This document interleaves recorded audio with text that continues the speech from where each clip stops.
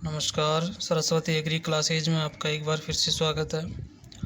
पिछले वीडियो में अपन कार्बन चक्र के बारे में बात कर रहे थे। कार्बन चक्र जो होता है उसमें अपन ने जो है CO2 चक्र भी उसको अपन कह सकते हैं। उस कार्बन चक्र को अपन ने जो है थ्योरी के रूप में पढ़ा था। आज उसका जो है एक फ्लो डायग्राम देखते हैं। फ्लो डायग्राम में देखिए, सबसे पहले जो वायुमंडलीय कार्बन डाइऑक्साइड होती है वह प्रकाश संश्लेषण के द्वारा ग्रहण कर ली जाती है।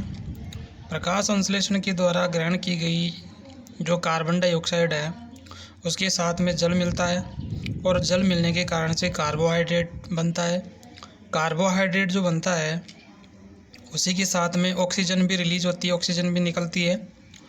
अब ये जो कार्बोहाइड्रेट है वो एक प्रकार की हाइड्रोकार्बन, जिसको अपन ऑर्गेनिक कार्बन भी कह सकते हैं, इसका क्षय होता है, इसका विघटन होता है जंतुओं के अंदर। जैसे जंतु इसको खाते हैं तो जंतु खाएंगे तो इसका क्या होगा, विघटन होगा या इसका क्षय होगा, और क्षय होने के कारण से ये वापस जो है कार्बन डाइऑक्साइड जो है वापस वायुमंडल में मिल जाएगी। उसी प्रकार से ऑक्सीजन जो आपने प्रकाश संश्लेषण में देखी, ऑक्सीजन जो है श्वसन क्रिया के दौरान ऑक्सीजन बाहर निकलती है। प्रकाश संश्लेषण जो बनता है उसमें कार्बोहाइड्रेट और ऑक्सीजन निकलती है। ऑक्सीजन आगे चलकर श्वसन क्रिया में भाग लेती है और श्वसन क्रिया में ऑक्सीजन काम में आती है और बदले में कार्बन डाइऑक्साइड गैस मुक्त होती है। ये कार्बन डाइऑक्साइड गैस जो है वातावरण में चली जाती है और इसी के साथ में जो जल होता है वो जल वापस से वातावरण में मिल जाता है, जल वाष्प के रूप में। देखिए, सबसे पहले जो है यहाँ पर अपन बात करते हैं। सबसे पहले वायुमंडलीय कार्बन डाइऑक्साइड होती है, प्रकाश संश्लेषण में काम में आती है। जल होता है, जल प्रकाश संश्लेषण में काम में आता है। भोजन का निर्माण होता है कार्बोहाइड्रेट का, साथ में ऑक्सीजन भी रिलीज होती है। ऑक्सीजन आगे चलकर जो है श्वसन की क्रिया में भाग लेती है। श्वसन की क्रिया के दौरान वापस से कार्बन डाइऑक्साइड मुक्त होती है और वायुमंडल में चली जाती है और इसी के साथ में जल भी निकलता है और ये जल वापस से जो है इस प्रकाश संश्लेषण की क्रिया के लिए वातावरण में व्याप्त रहता है। तो इस प्रकार से ये कार्बन डाइऑक्साइड गैस का जो है एक प्रकार का जो है चक्र चलता रहता है।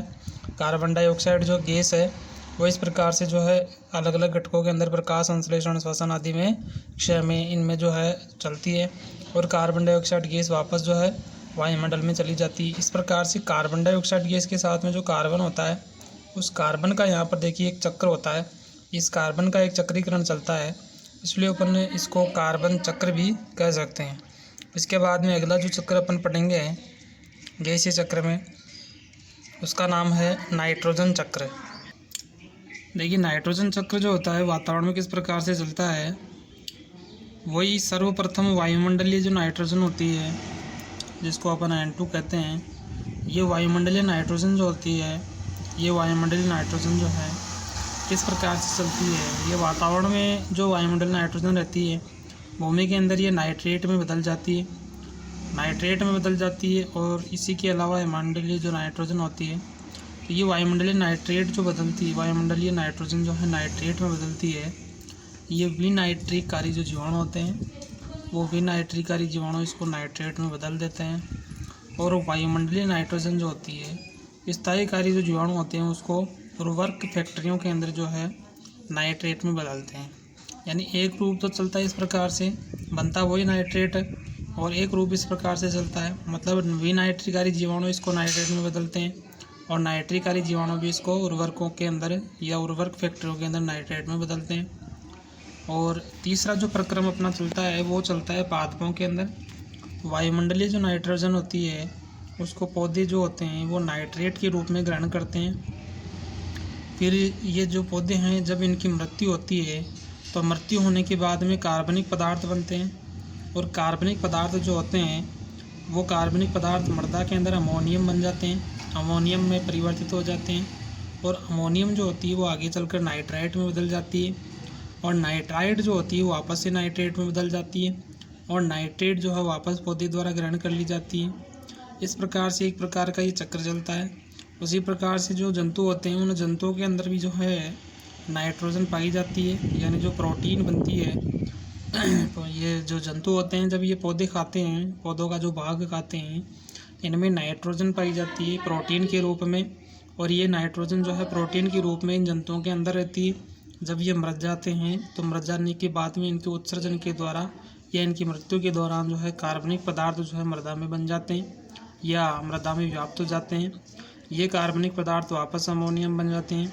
अमोनियम से ये नाइट्राइट में बदल जाते हैं और नाइट्राइट से ये नाइट्रेट में बदल जाते हैं। इस प्रकार से ये जो है एक प्रक्रम चलता रहता है। तो ये एक प्रकार का आपके नाइट्रोजन चक्र है। मतलब नाइट्रोजन जो होती है ये एक तत्व है, नाइट्रोजन है, जिसका किस प्रकार से जो है चक्र चलता है।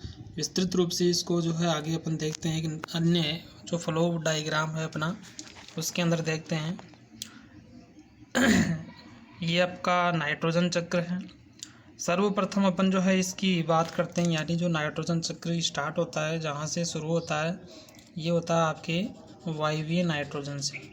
मतलब जो वायवीय नाइट्रोजन होती है, इसमें नाइट्रोजन स्थायीकारी जो जीवाणु होते हैं वो क्या करते हैं, इसको कार्बनिक नाइट्रोजन में बदल देते हैं। कार्बनिक नाइट्रोजन जो होती है उसमें एक क्षयकारी जीवाणु जो होते हैं जो अपघटन का कार्य करते हैं। ये क्षयकारी जीवाणु अपघटित करके इसको अमोनिया NH3 में बदल देते हैं। अमोनिया जो होती है इस अमोनिया को नाइट्रिकारी जीवाणु जो होते हैं, नाइट्रिकारी जीवाणु क्या करते हैं, नाइट्राइट में बदल देते हैं। और नाइट्राइट जो जीवाणु होते हैं या नाइट्रिकारी जो जीवाणु होते हैं, ये नाइट्राइट को आगे जो है नाइट्रेट में बदल देते हैं, NO3। ध्यान रखना, नाइट्राइट जो होता है उसका सूत्र होता है NO2 और नाइट्रेट का जो सूत्र होता है वो होता है NO3। तो नाइट्राइट से नाइट्रेट बदल जाता है और नाइट्रेट जो होता है वो नाइट्रेट विनाइट्रिकारी जीवाणुओं के द्वारा पुनः वायुमंडल में नाइट्रोजन में बदल जाता है। तो इस प्रकार का सा एक चक्र चलता रहता है। इसमें बहुत सारे जो जीवाणु होते हैं उनको जो है यहाँ पर उत्तरदायित्व होता है, यानी बहुत सारे जो जीवाणु होते हैं उनका यहाँ पर अलग अलग कार्य रहता है। सर्वप्रथम तो देखिए, वायुमंडलीय नाइट्रोजन को कार्बनिक नाइट्रोजन में बदलने वाला जीवाणु है नाइट्रोजन स्थायीकारी जीवाणु। फिर कार्बनिक नाइट्रोजन को अमोनिया में बदलने वाला जीवाणु एक क्षयकारी जीवाणु। फिर अमोनिया को नाइट्राइट में बदलने वाला जीवाणु कौन सा है, नाइट्रिकारी जीवाणु। फिर नाइट्राइट को नाइट्रेट में बदलने वाला जीवाणु है नाइट्राइट जीवाणु या नाइट्रिकारी जीवाणु। फिर नाइट्रेट को वायुमंडलीय नाइट्रोजन में बदलने वाला जीवाणु है विनाइट्रिकारी जीवाणु। ध्यान रखना, यहाँ पर विनाइट्रिकारी जीवाणु कई बार पूछा जाता है कि वायुमंडलीय नाइट्रोजन है नाइट्रेट से नाइट्रोजन में बदलती है, तो उसके लिए कौन सा जीवाणु उत्तरदायी है, विनाइट्रिकारी जीवाणु। इसके अलावा ये चक्र जो है अन्य तरीके से भी चलता है। जैसे ये मान लो ये कार्बनिक नाइट्रोजन है, ये कार्बनिक नाइट्रोजन कार्बनिक पादप के अंदर यानी पादपों के अंदर नाइट्रोजन होती है। दूसरा कार्बनिक प्राणियों के अंदर, यानी प्राणी जो होते हैं उनमें भी नाइट्रोजन होती है। तो कार्बनिक पादपों की जो नाइट्रोजन होती है वो भी, और कार्बनिक प्राणियों की जो नाइट्रोजन होती है वो भी। तो दोनों ही जो प्राणी होते हैं यानी प्राणी और पादप दोनों की जो नाइट्रोजन होती है उसको भी एक क्षयकारी जीवाणु क्या करते हैं, जब इनकी मृत्यु हो जाती है तो एक क्षयकारी जीवाणु इनका अपघटन कर देते हैं और अपघटन करने के बाद में उसको अमोनिया में बदल देते हैं। अमोनिया में बदलने के बाद में वापस से वही प्रक्रम चलता रहता है। इधर जो है नाइट्रेट, देखिए नाइट्रेट अन्य तरीके से भी बन जाती है। चट्टानों का घुलना, यहाँ देखिए बादलीय विद्युत प्रकाश, जब आंधी तूफान आते हैं बादल गरजते हैं उस समय क्या होता है कि चट्टानें टूट जाती हैं और टूटकर पानी में घुल जाती है। उन चट्टानों के अंदर जो है कुछ मात्रा में नाइट्रेट होती है। वो नाइट्रोजन यहाँ पर किस प्रकार से विनाइट्रिकारी जो वापस नाइट्रोजन में बदल जाती है।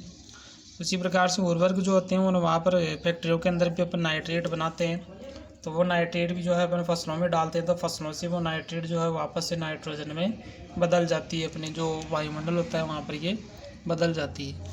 इस प्रकार से यहाँ पर देखिए एक चक्र चलता है नाइट्रोजन का, यानी जो नाइट्रोजन तत्व होता है उसका इस प्रकार से एक चक्रीकरण रहता है। इसी को अपन नाइट्रोजन चक्र कहते हैं। प्रश्न भी आता है इसके बारे में, नाइट्रोजन चक्र की सविस्तार व्याख्या कीजिए।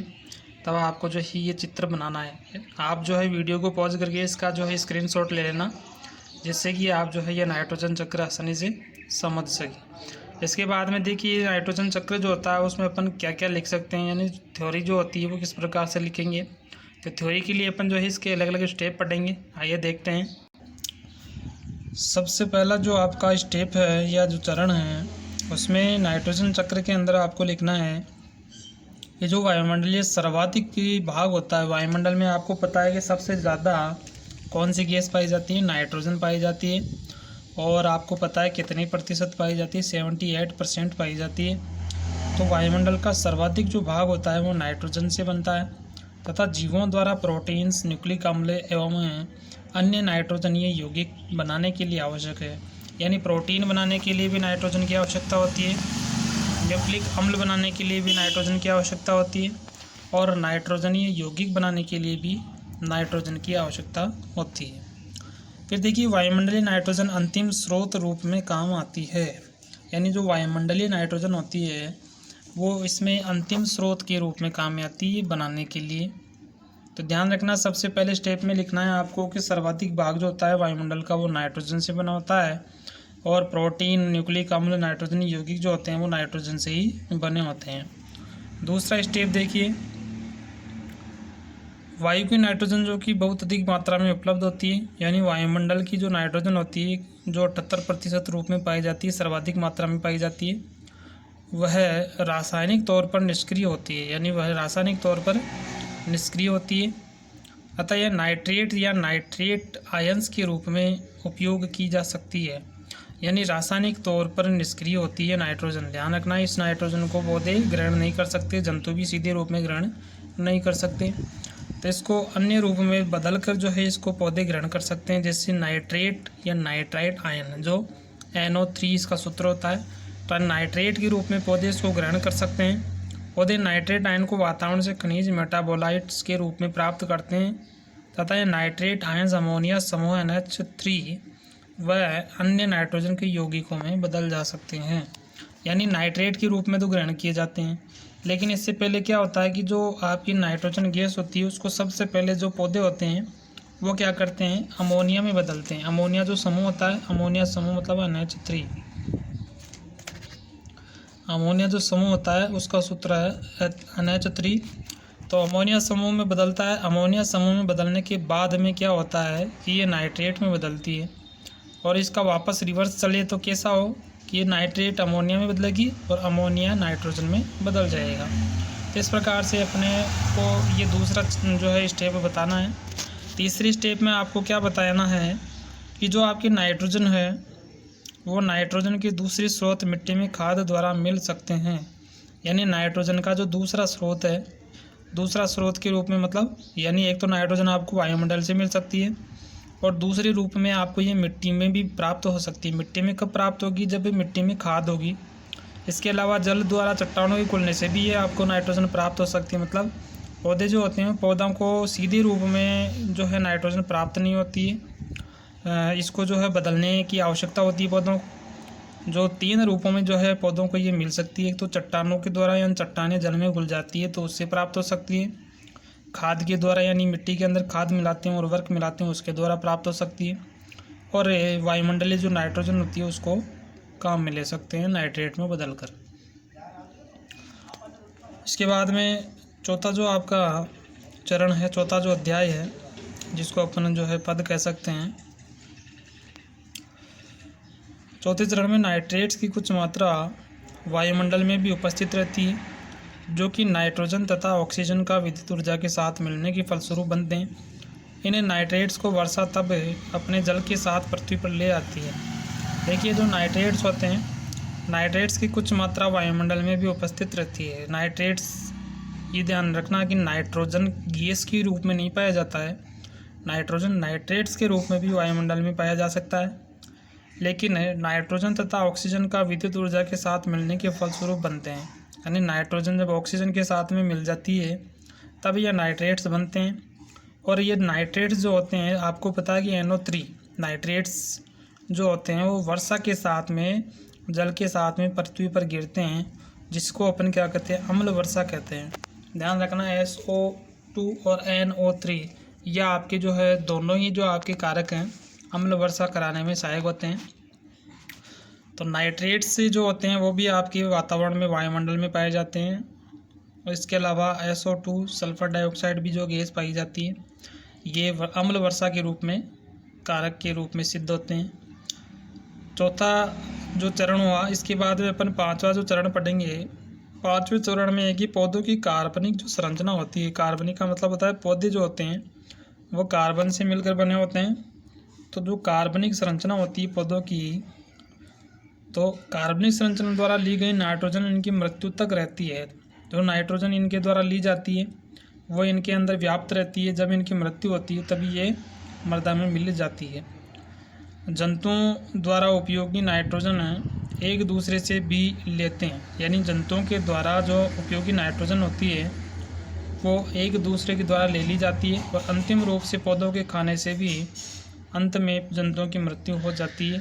यानी पौधे जो है उन पौधों को जो ये जंतु खाते हैं तो खाने के बाद में क्या होता है कि इन्हें पौधों के साथ में नाइट्रोजन जंतुओं को मिल जाती है और जब ये जंतु मर जाते हैं तो मरने के बाद में उसी प्रकार से पौधों की तरह ये नाइट्रोजन मृदा में मिल जाती है। तो इस प्रकार से आपकी जो है एक अन्य जो चरण चलता है आपके। इसके बाद में अगला जो चरण आपका आता है छठा चरण।